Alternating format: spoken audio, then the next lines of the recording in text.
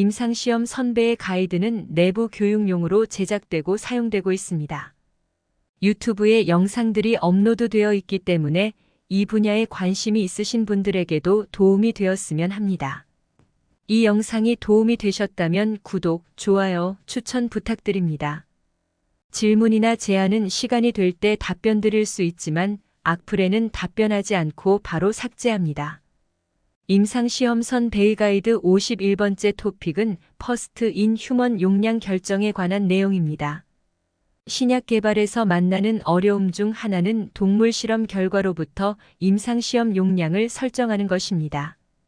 퍼스트 인 휴먼 용량의 설정은 안전성 측면에서는 충분히 낮은 농도로 설정되어야 하는데 반해 효율성 측면에서 충분히 높은 농도로 설정하여야 시간과 비용을 줄일 수 있습니다. 퍼스트 인 휴먼 용량 설정의 방법은 다음과 같이 정리할 수 있습니다. 신약 후보물질과 구조적, 생리적으로 유사한 기존 약물을 활용하는 방법이 시밀러 드럭 컴패리즌 어프로치이고 허가기관에서 발행하는 가이드라인에서 제시하는 방법이 레귤러토리 가이던스 베이스트 어프로치이며 약물 동태약을 이용한 방법 파마코키네틱 베이스트 어프로치로 크게 분류합니다. 신약 후보물질과 구조적, 기전적으로 유사한 기존 약물을 활용하는 방법은 시밀러 드럭 어프로치 또는 시밀러 드럭 컴패리즌 어프로치로 불립니다. FDA 등 허가기관에서 초기 임상시험 용량에 대한 설정 가이드라인이 마련되지 않고 약물 동태 관련 연구기술이 크게 발전되지 않았던 과거에 가장 객관적 근거를 바탕으로 용량을 설정할 수 있었던 방법입니다. 이 방법을 적용하기 위해서는 개발하려는 의약품과 유사한 화학적 구조를 가졌거나 작용 기전이 동일한 약물이 존재하여야 하며 이 약물은 반드시 기존에 허가받은 약물이거나 이전에 이미 임상시험을 수행한 약물이어야 하기 때문에 퍼스트 인 클래스 의약품의 경우에는 활용할 수 없는 방법입니다. 드러그 A가 개발하고자 하는 약물이고 드러그 B는 약물 A와 같은 클래스이면서 이미 임상에서 사용하고 있는 약물이라고 가정할 경우 드러그 A의 초기 임상 용량은 이와 같은 식을 이용하여 계산할 수 있습니다. 최대 무독성 용량은 가장 적절한 동물종 또는 가장 민감한 동물종의 값을 선택합니다. 비임상시험으로부터 얻어진 노아엘 값 중 가장 낮은 값을 사용하는 것이 바람직합니다. 더불어 이 식으로부터 산출한 용량은 반드시 안전계수, 세이프티 팩터를 적용하여야 합니다. 2005년 6월 미국 FDA는 Estimating the Maximum Safe Starting Dose in Initial Clinical Trials for Therapeutics in Adult Healthy Volunteers 건강한 성인 지원자를 대상으로 하는 초기 임상시험의 최대 안전 시작용량의 추정이라는 가이드라인을 발표하였습니다. 이 가이드라인에서 최대 권장 시작용량 Maximum Recommended Starting Dose MRSD를 산출하는 방법을 체계적으로 잘 설명하고 있습니다. MRSD는 초기 임상시험에서 권장되는 최대 용량이고 퍼스트 인 휴먼 도스와 같은 의미입니다. 이 가이던스의 목적은 시작 용량을 논의하기 위한 일관된 용어를 설정하고 휴먼 이퀴벌런트 도스를 유도하기 위한 공통 전환 인자를 제공하고 예상되는 임상 사용에 관계없이 성인 건강한 지원자를 위한 MRSD를 선택하기 위한 전략을 설명합니다. US FDA 가이드라인의 어펜딕스 2의 비임상시험 자료로부터 MRSD를 도출하는 결정과 계산에 대한 플로 차트를 제시하고 있습니다. FDA 가이드라인에서 제시하는 MRSD 추정의 첫 번째 단계는 다음과 같습니다. 가장 적절한 동물종 또는 가장 민감한 동물종으로부터 산출한 노아엘을 체표 면적을 고려하여 인체 등 가용량 휴먼 이퀴벌런트 도스 HED로 환산하는 것입니다.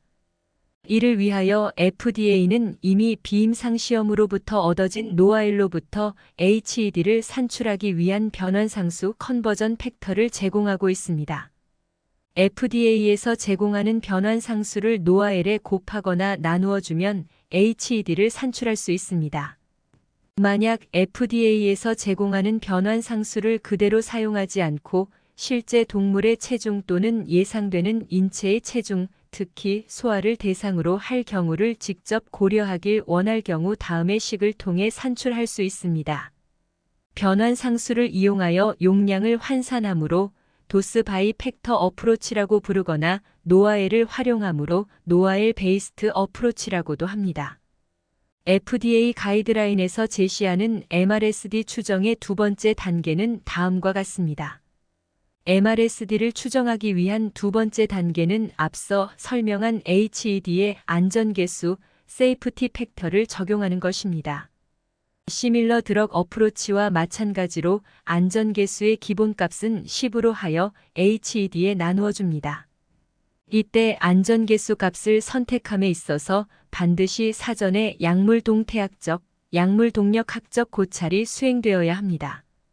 FDA 가이드라인에서는 안전계수를 10보다 증가하여야 할 상황과 10보다 감소하여야 할 사항에 대해서 설명하고 안전계수 값은 변화할 수 있다고 설명합니다. 안전계수를 증가하여야 하는 사항에 대해 더욱 자세히 설명하고 있고 대부분의 약물의 안전계수는 최소 10 이상이어야 합니다. 안전계수를 얼마나 어떻게 증가 또는 감소하여야 하는지는 설명되어 있지 않습니다. 실제 신약 개발에서 안전계수를 설정하는 일은 쉬운 결정이 아닙니다. FDA 가이드라인에서 제시하고 있는 노아엘을 이용한 초기 임상용량 설정 방법은 스몰 몰리큘에 적용할 때는 비교적 문제없이 적용 가능하지만 TGN-141과 같은 모노클로널 엔티바디의 경우에는 적용에 실패하였습니다. TGN-141의 노아엘은 50 mpk이었고 HED는 16 mpk이었으며 MRSD는 안전계수가 160을 적용하여 0.1 mpk로 설정하였습니다. 안전계수 값을 160으로 적용하였음에도 불구하고 임상시험에 참여한 건강한 지원자에게 위중한 결과가 발생하였습니다. TGN-141이 사건과 관련된 내용은 임상시험 선배의 가이드 두 번째 타픽 임상시험의 역사를 참조하시기 바랍니다. 위 TGN-141이 사건으로 인하여 2007년 유럽 EMA는 최소 추정 생물학적 효과 수준 미너멈 앤티서페이티드 바이올라지컬 이펙트 레벨 MABEL이라는 개념을 도입하였습니다. MABEL은 독성이든 약효이든 관계없이 어떠한 생물학적 효과라도 나타나는 가장 최저 용량을 의미하여 MABEL을 산출하기 위해서는 PK/PD 연구가 수행되어야 합니다.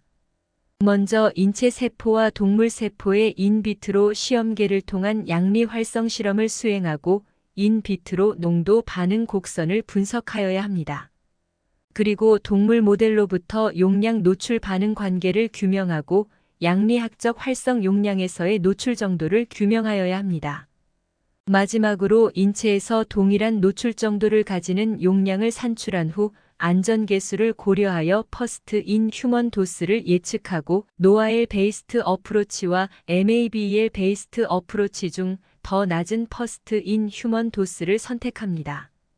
MABEL 베이스트 어프로치는 약물동 태학을 이용한 방법 중 PK/PD 모델링 연구를 활용하여야 합니다.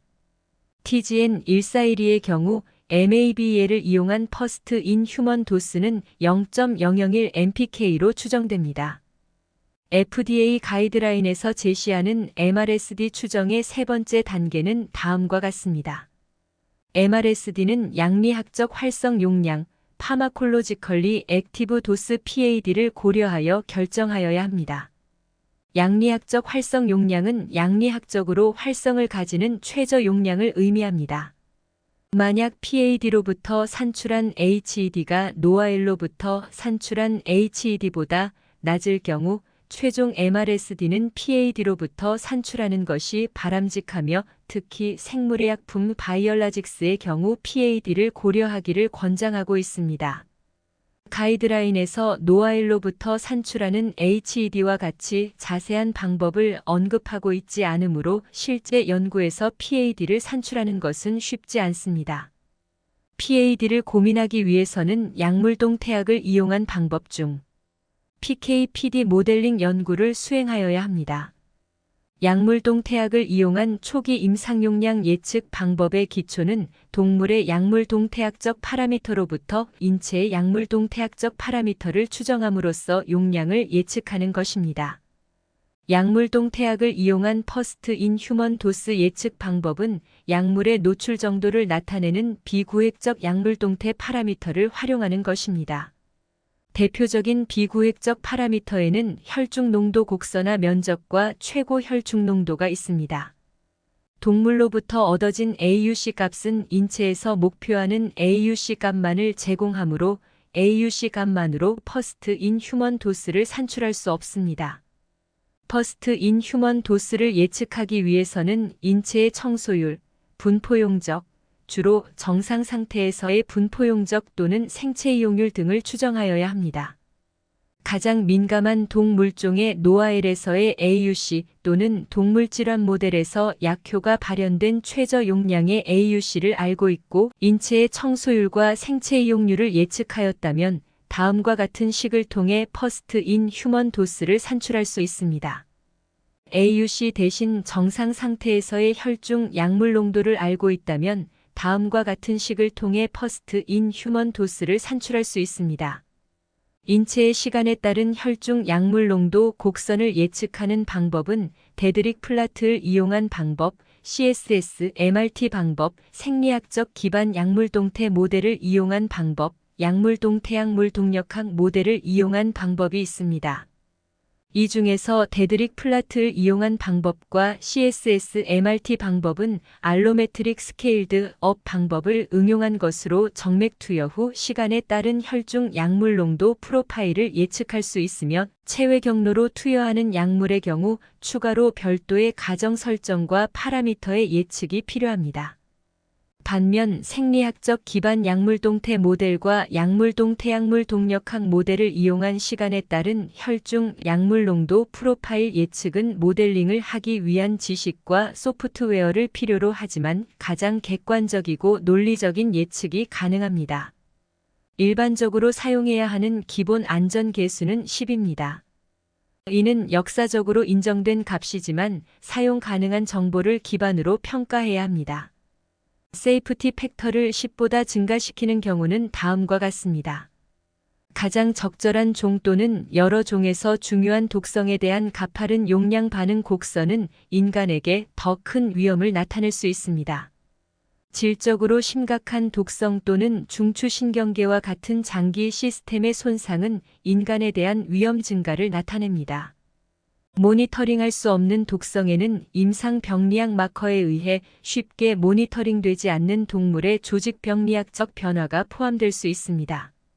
유의미한 독성의 발병이 동물의 사전 모니터링 징후와 확실하게 연관되지 않는 경우 인간 시험에서 독성 용량에 접근하는 시점을 알기 어려울 수 있습니다.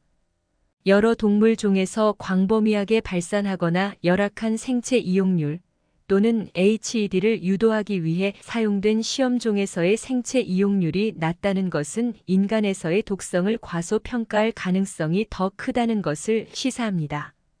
동물의 돌이킬 수 없는 독성은 인간 시험 참가자에게 영구적인 부상의 가능성을 시사합니다. 다른 매개 변수에 의해 예측되지 않는 사망률은 우려 수준을 높입니다. 독성 효과를 일으키는 복용량 또는 노출 수준이 종마다 또는 종의 개별 동물 간에 크게 다른 경우 인간의 독성 용량을 예측하는 능력이 감소하고 더 큰 안전 계수가 필요할 수 있습니다. 혈장 약물 수준이 용량과 관련된 방식으로 증가하지 않으면 용량과 관련하여 인간의 독성을 예측하는 능력이 감소하고 더 큰 안전 계수가 필요할 수 있습니다. 적은 용량 수준, 넓은 투여 간격과 같은 열악한 연구 설계 또는 투여 그룹 내 동물 간의 반응에 큰 차이는 용량 반응 곡선을 특성화하기 어렵게 만들 수 있습니다. 이전에 임상적으로 평가되지 않은 치료 표적은 인간에서 안전한 시작 용량을 지원하기 위해 비임상 데이터에 의존하는 불확실성을 증가시킬 수 있습니다. 일부 부류의 치료적 생물학적 제재는 매우 제한된 종간 교차 반응성 또는 뚜렷한 면역 원성을 가질 수 있거나 비인간 동물과 인간 사이에서 보존되는 것으로 알려지지 않은 메커니즘에 의해 작용할 수 있습니다. 이러한 경우 동물 연구의 안전성 데이터는 범위와 해석 가능성이 매우 제한적일 수 있습니다.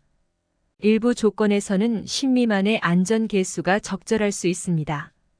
대부분의 경우 이 접근 방식의 후보 치료제는 잘 특성화된 클래스의 구성원이 될 것입니다.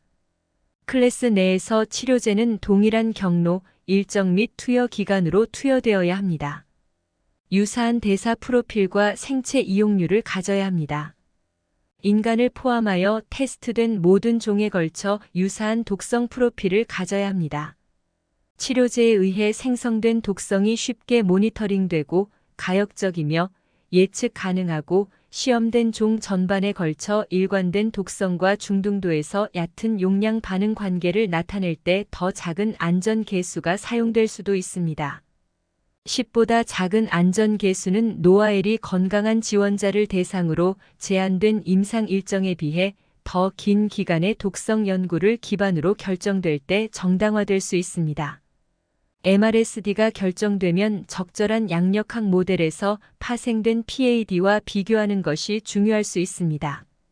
특정 종류의 약물 또는 생물학적 제재의 경우 과장된 양리학적 효과로 인해 독성이 발생할 수 있습니다. 이러한 경우 PAD는 노아엘보다 잠재적 독성에 대한 더 민감한 지표일 수 있으므로 MRSD를 낮추는 것이 타당할 수 있습니다. 임상시험 선배의 가이드 동영상 설명은 여기까지입니다. 감사합니다.